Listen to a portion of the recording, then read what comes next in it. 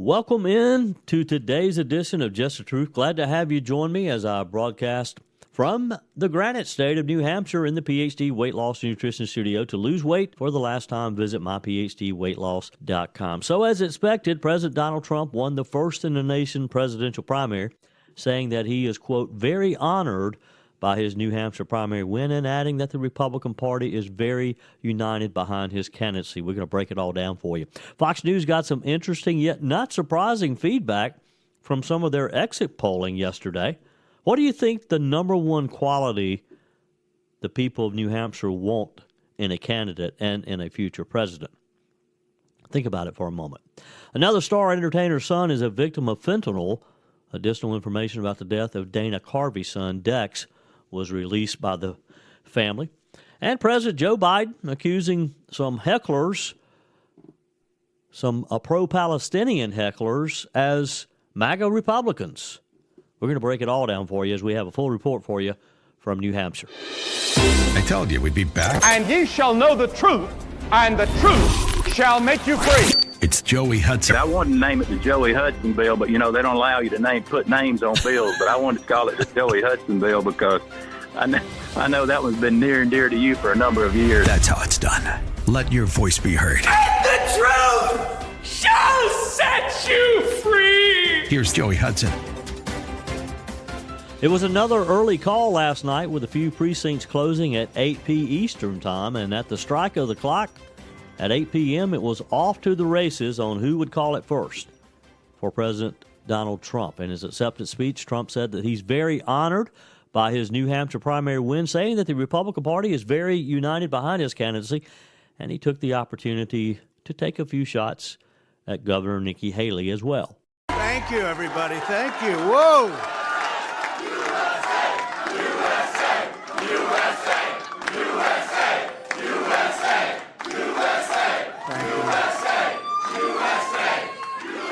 Well, I want to thank everybody. This is a fantastic state. This is a great, great state. You know, we won New Hampshire 3 times now. Three. We win it every time. We win the primary. We win the generals. We've won it, and it's a very, very special place to me. It's very important. If you remember, in 2016, we came here and we needed that win, and we won by 21 points, and it was great. And today, I have to tell you, it was very interesting because I said, wow, what a great victory. But then somebody ran up to the stage all dressed up nicely when it was at 7. But now I just walked up and it's at 14. But she ran up when it was 7. And, you know, we have to do what's good for our party. And she was up and I said, wow, she's doing like a speech like she won. She didn't win, she lost. And, you know, last week we had a little bit of a problem. And if you remember, Ron was very upset because she ran up and she pretended she won Iowa. And I looked around, I said, didn't she come in 3rd? Yeah, she came in 3rd. And then I looked at the polls. She was talking about most winnability, who's going to win. And I had one put up. I don't know if you see it, but I have one put up. We've won almost every single poll in the last 3 months against crooked Joe Biden. Almost every poll. And she doesn't win those polls. And she doesn't win those. This is not your typical victory speech, but let's not have somebody take a victory when she had a very bad night. She had a very bad night. And you have the now very unpopular governor of this state. This guy, he's got to be on something. I've never seen anybody with energy. He's like hopscotch.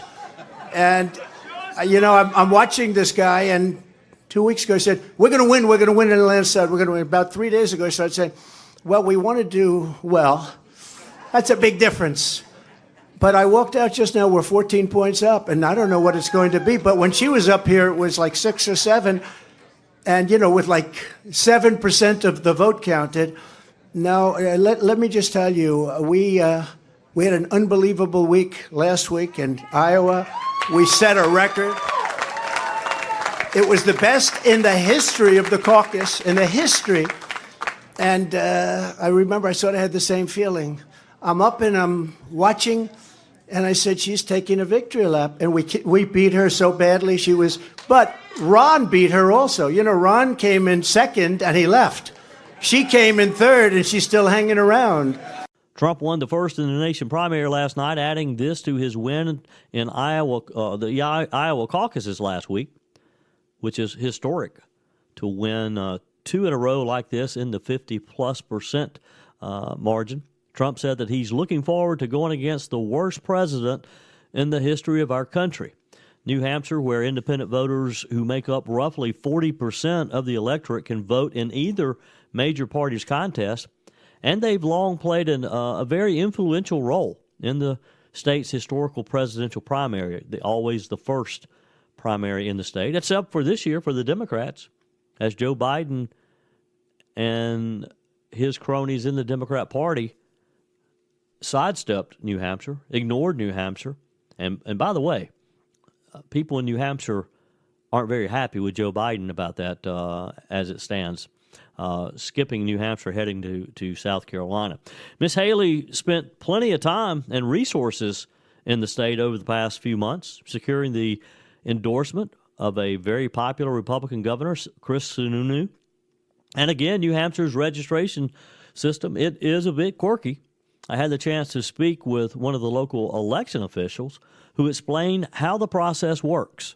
It's a good turnout, but it's been very smooth. We have a line here right now, but it'll be about 10 minutes because we have new poll pads to check people in. We've done away from the alphabet lines. So we have people coming in, snaking in, but it's about 10 minutes to come through. Better than expected. Yes. Yeah, we have a lot of undeclareds popping out. If you're voting, ma'am, you have to go that way. We have actually more undeclared voters in Bedford than we have Republicans or Democrats. Probably by 300 undeclareds over Republicans and less Democrats. If you're undeclared in the New Hampshire primary, you can come in and take either a Republican ballot or a Democrat ballot. From that moment, you're actually enrolled as a Republican or a Democrat on our rolls. However, you can go to the back of the polling place and change back to undeclared status. If you come in as a Democrat, you can only have a Democrat ballot. Come in as a Republican, you can only have a Republican ballot. And you can't change party affiliation today. Only undeclareds can go back to undeclared after voting. That upset victory made possible. Democrats voting in the GOP primary just did not happen, and Trump dominated for a second week in a row, cruising to victory in both critical early voting states. When asked if he felt Haley would suspend her campaign, he said, "I don't know. She should."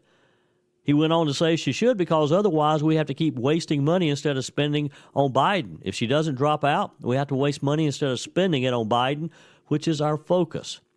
Trump isn't the only person who thinks that Governor Haley should suspend her campaign. I heard that from a lot of people in New Hampshire over the past few days.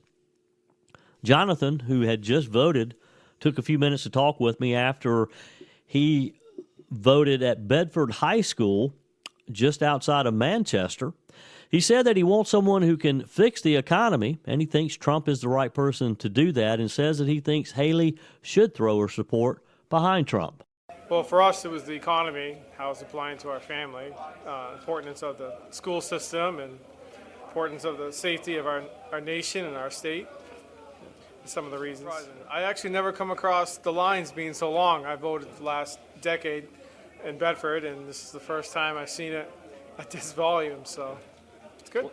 I think people are passionate and kind of upset where we're at as a nation, and I feel like that's part of the motive for coming out to vote. The border is number one, economy number two, and the safety of my children is number three.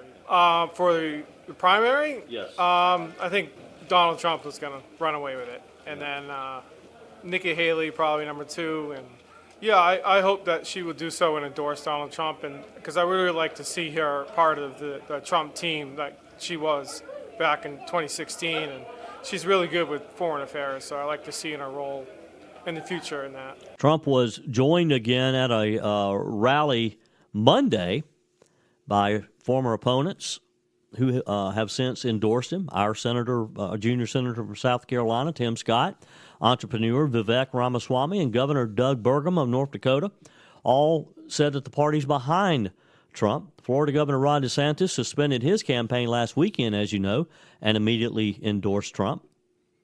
But Haley, during a speech after the race was called in favor of Trump, noted that she got close to half of the vote in New Hampshire. She said that she is the last one standing next to Donald Trump and added that the race is far from over.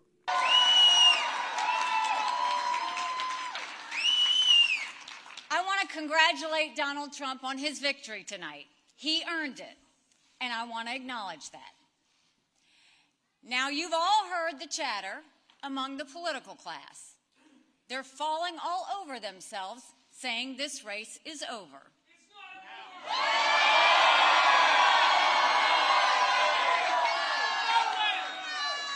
Well, I have news for all of them. New Hampshire is first in the nation. It is not the last in the nation.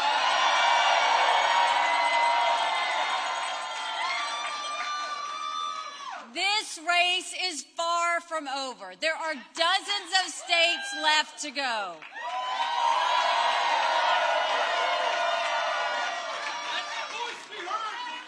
And the next one is my sweet state of South Carolina.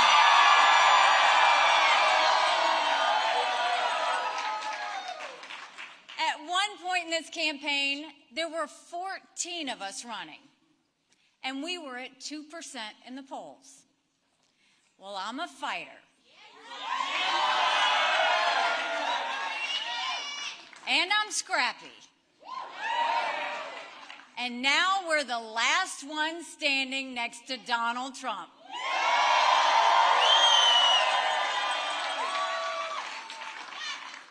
And today we got close to half of the vote. We still have a ways to go, but we keep moving up. Let me take a minute to talk with you about my friends at PhD Weight Loss and Nutrition. Is this the year that you're going to lose that excess weight, that you're going to get healthy, that you're going to take care of yourself, put yourself first? Just over 3 years ago, that was me. And I was introduced to Dr. Ashley Lucas with PhD Weight Loss and Nutrition. And boy, am I glad I made that call. Am I glad that I sat down with Dr. Lucas and talked with her about her program. It's not a fad diet. It's not even a diet at all, really. It's a lifestyle. It's based on the science of nutrition, what to eat, when to eat, and how to eat, and your relationship with food. I was able to lose 30 pounds pretty quickly, and over 3 years later, I've been able to maintain that weight loss as well. If losing weight and getting healthy was one of your New Year's resolutions, yes, it's still in January, so you can still get started on it. Make that first call, 864-252-4925. Set up your first consultation. Go in, sit down with someone, either at the Greenville office, the Asheville office. They have an office in Charlotte and Lake Norman, or they can do it virtually. You can do this from anywhere in the world. If you're listening to my voice on Just the Truth right now, I don't care where you are in the world, PhD Weight Loss and Nutrition, they can take care of you. They can get you back on the road to health. 864-252-4925, online at myphdweightloss.com. PhD Weight Loss and Nutrition, the official partner of the Clemson Tigers. 864-477-JOEY, 864-477-5639 is the Furman Ford text line. Your comments are welcome. Were you surprised at any of the results from last night? Did it turn out the way you thought it would? Did Nikki Haley, was she maybe a little stronger than you thought? Love to get your comments on the Furman Ford text line, 864-477-5639. You can leave a quick voice message, and those emails are welcome as well, joey@joeyhudson.com. So as I was visiting some of the precincts around Nashua, New Hampshire, and Bedford, New Hampshire, there were obviously pollsters questioning people at some of the polls. A lot of media moving around from precinct to precinct like I was. And you learn a lot from people once they've voted. And most are pretty open to talking with you about their opinions. Fox News does a great job of exit polling. Let's take a minute and look back at the qualities that New Hampshire Republican voters said they're looking for in candidates, and the most important one. And it was a bit surprising to me because voters in New Hampshire said that mental capability is the number one quality they're looking for in a presidential candidate, even more so than if they can win in November. Almost all Granite State GOP voters say that their nominee's mental capability is the most important thing to them. 95% actually said mentally fit was the most important thing. Strong leader, 85%. Their position on policies, 76%. And whether they can win in November, 75%. So when it comes to charges against former President Trump, that was a non-starter as well. Just 1/3 of Republicans in New Hampshire say that they're legitimate attempts to investigate important issues, while 2/3 say that they're political attempts to undermine the former president. Again, mental capability, the number one quality that New Hampshire Republicans are looking for in a candidate. And that's far ahead of other traits or other traits that they see in a leader. Another interesting thing, and this is one possible reason the ability to defeat Joe Biden feels less important to Republicans, a majority of those who identify as Republican said that they do not believe Joe Biden legitimately was elected. 52% of those who answered the poll questions upon voting yesterday said they do not believe Joe Biden is a legitimately elected president, while 46% said yes. Now, this was an interesting point. When they were asked about President Joe Biden's age, in the survey of Democrat primary voters, over half believe his age isn't a problem. But more than 4 in 10 Granite State Democrats say he's too old to serve another term.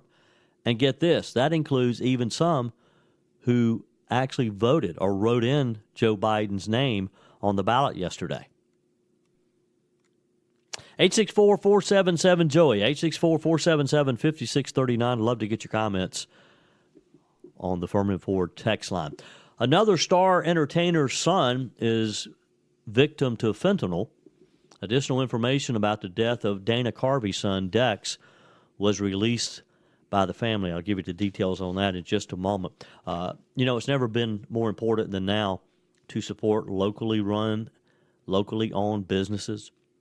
If you're looking to purchase a new vehicle or maybe a good pre-owned vehicle, let me encourage you to go down to Lawrence. Just take the short drive to Lawrence and talk with Matthew and Jim Furman at Furman Ford. Furman Ford serves their community. Furman Ford is owned and operated by the Furman family who live right there in the community. So when you spend money, whether it's buying a car or maybe service, they'll service your vehicle, whether it's a Ford or any other make or model, and whether you bought it there or not. And you're not going to have to wait weeks to get in to get that car serviced at Furman Ford either. When you call Furman Ford or when you email them or when you just stop by, it's very likely that you'll be greeted by one of the Furman family members.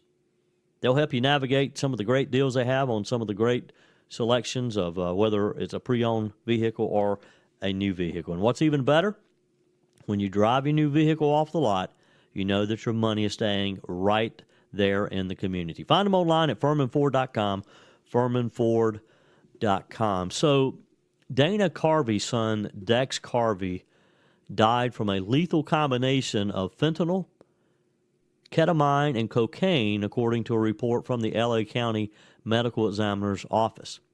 The manner of death was listed as an accident, according to the report. Carvey and his wife, Paula Zweigerman, had previously stated that their son Dex had died of an accidental drug overdose when they shared the news of his death at the age of 32 back in November. The Saturday Night Live alumni wrote on his social media account at the time, "Last night we suffered a terrible tragedy. Our beloved son Dex died of an accidental drug overdose. He was 32 years old. The statement continued, Dex packed a lot into those 32 years. He was extremely talented at so many things, music, art, filmmaking, comedy, and pursued all of them passionately. It's not an exaggeration to say that Dex loved life, and when you were with him, you love life too. The statement concluded with Carvey and his wife Paula's names at the end, saying, to anyone struggling with addiction or who loves someone struggling with addiction, you are in our hearts and prayer.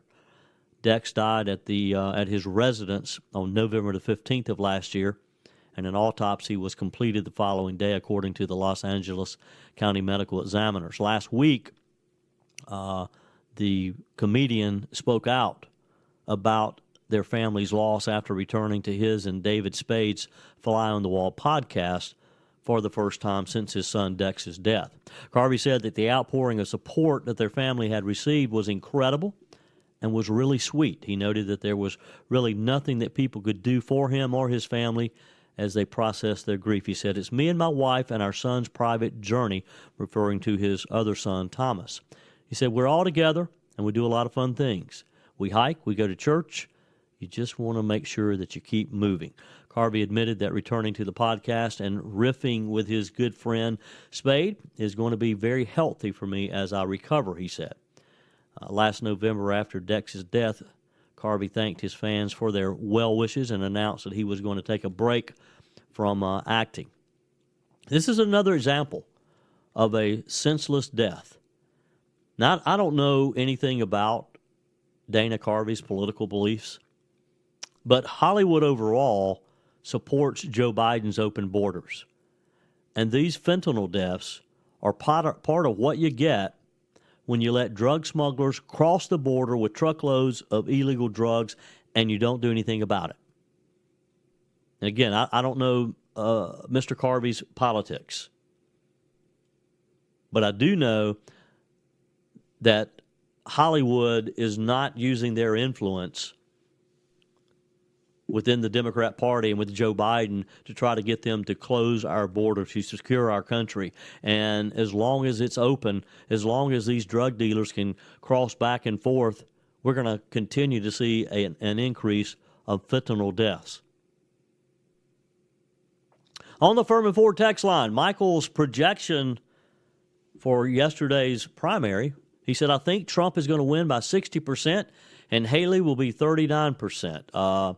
Well, Michael, you did get the fact that Trump was going to win right. You got that, but your percentages were slightly off, or at least they were when I went to bed. Jeff writes, thanks again for all your hard work and dedication, and all we have to do is listen. Be safe and have a safe trip back home. Well, look, Jeff, it's not work when you enjoy it. And I tell you, I had a blast in Iowa and again in New Hampshire this week. Ace writes, Joey, did Nikki Haley ever say why she quit as ambassador to the UN?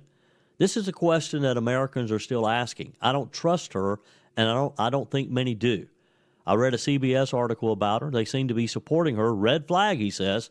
Something is up with her. I'm not sure what it is, but I believe conservatives need to be cautious towards her.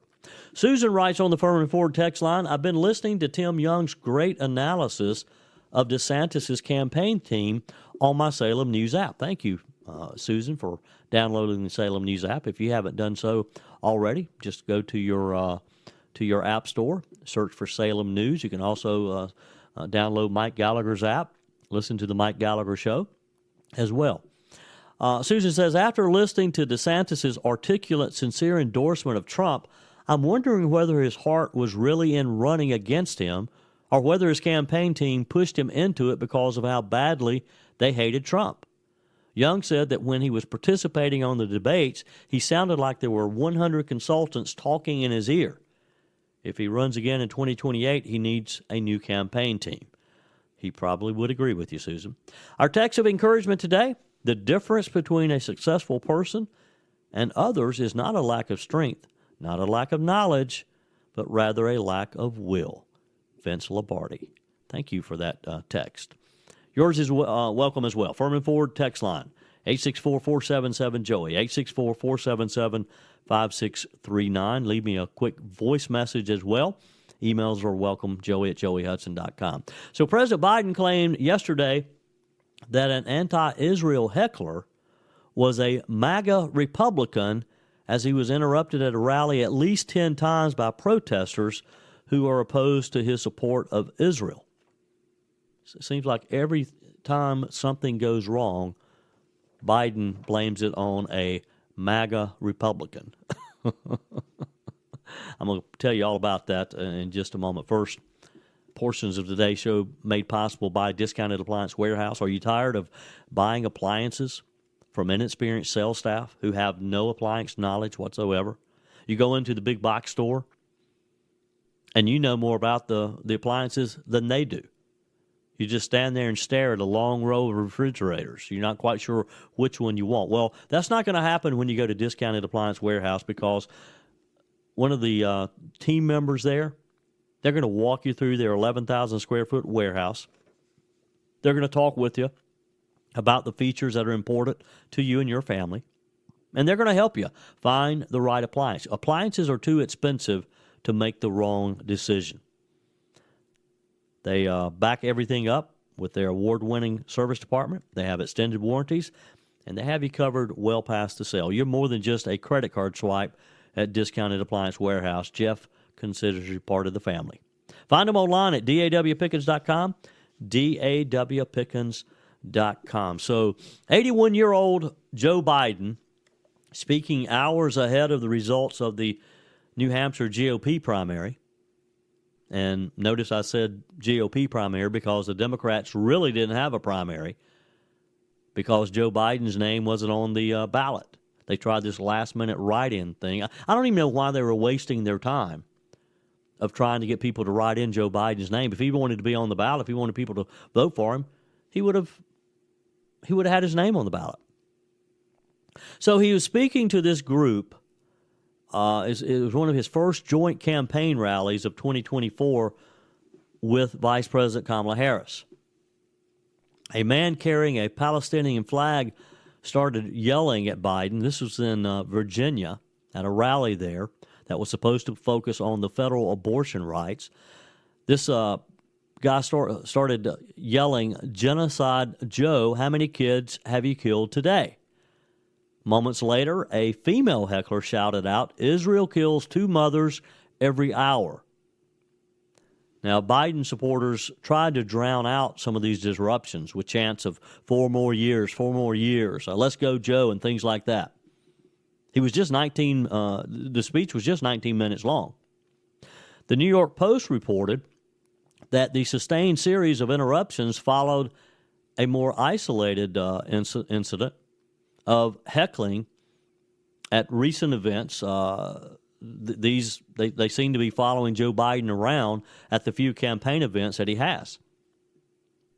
Biden said after the initial 2 disruptions by these activists who are upset by Israel's invasion of Gaza after Hamas terrorists killed 1,200 people on October the 7th, he said they feel deeply. Then he had a third interruption. He said, this is going to go on for a while. He said, we got a couple more of these, I think, and he told supporters in there are about 1,100 people in this auditorium, probably one of the biggest crowds he's had.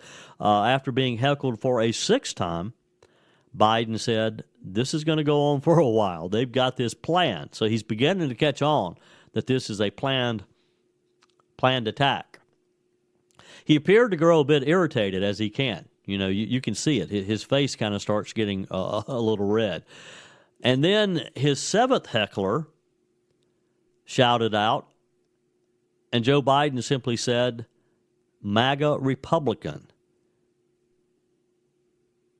He immediately starts blaming it on the MAGA Republicans. That's you and me.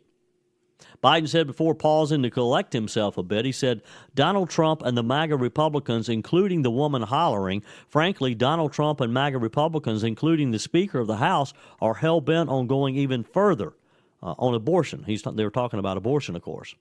Biden said in a very exasperated tone to number 9, heckler number 9, who was up in a balcony, he said, look, please don't jump, trying to get a laugh out of the group.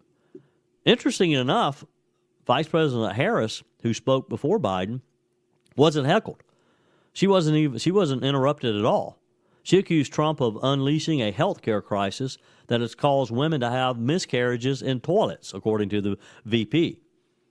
When he was able to get a word in during his own speech, Biden slammed Trump on abortion as well, saying, you remember it was Donald Trump and his Supreme Court that ripped away the rights and freedoms of women in America. The campaign event disruptions followed 2 large pro-Palestinian marches to the White House recently, as well as activists blockading the D.C. area airport, shopping mall entrances. Polls show that Democratic-leaning younger voters, Arab Americans and Muslim Americans, differ mostly with Biden on Gaza. In November, thousands of protesters calling for a ceasefire vandalized the White House's fence. They pushed on the front gate, chanting, F. Joe Biden. Again, in early January, protesters threw red paint representing the blood of babies along Pennsylvania Avenue and projected an image of Biden with the words Genocide Joe on a nearby building. One final story for you. Last night, after I wrapped up some of our reporting on the results in New Hampshire, I realized I hadn't had a chance to eat. I was hungry. I remember there was an IHOP just down the road from the hotel. It was about 9:30 or so. I thought, well, they'll still be open. So I jump in the car, head down the road, and by the time I get there, pull in, I'm kind of looking at their door to see what their hours are, and indicated they're open till 10 o'clock. Well, it was 9:40. I looked at my watch, 9:40, and I could see 4 or 5 people sitting at a table in the very back. It looked like they were employees. There wasn't another car in the parking area, so I was the only customer. I hesitated slightly, but I thought, hey, they got 20 more minutes. Surely they can cook me an egg or something. So I walk in, and there's not a person in sight. Those 4 or 5, as it turned out, teenagers, young 20-somethings who were working there, they disappeared. I think they ran to the back purposely, hoping that I would turn around and walk out if there's nobody there, because they never would come out. I mean, I kind of walk around. I figured, well, maybe they have cameras, and there's a manager who sees that someone's out here. Nothing. Nobody. So then I get determined. I'm thinking, they're trying to avoid me. They're hoping I'll leave, and I'm hungry. So I start walking to the back down the hallway that I had seen them disappear to earlier, heading to the kitchen. And just as I entered the kitchen, a young lady, it startled her that I had come in. She yells, kind of startled me too when she yelled. Then she started laughing. And I said, "Are you open?" Oh, yes, sir. Yes, sir. We didn't know you were there.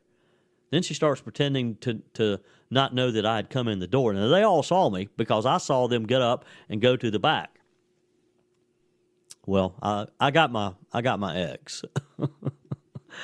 She looked at her watch, she named some type of cooking machine. She said, "Well, it's already closed. We can't get you any French fries." I said, "Well, what can you cook me? Can you cook an egg?" Oh, yes, sir. We can do an egg. So I got my cheese omelet. Very reluctantly. That's it for today's edition of Just the Truth. I'm headed back to South Carolina this afternoon. Thanks for joining me in the PhD Weight Loss and Nutrition Studio. To lose the weight for the last time, visit myphdweightloss.com. Be sure and join our mailing list. Visit my website, joeyhudson.com. Click on the Connect with Joey button so that you can receive our emails and stay up to date on the news. Thanks for spending part of your day with me. Keep the comments coming via the Furman Ford text line, 864-477-JOEY. Keep those emails coming as well, joey@joeyhudson.com. Back tomorrow from the Palmetto State. Till then, remember, folks, God's got this. He's still in control.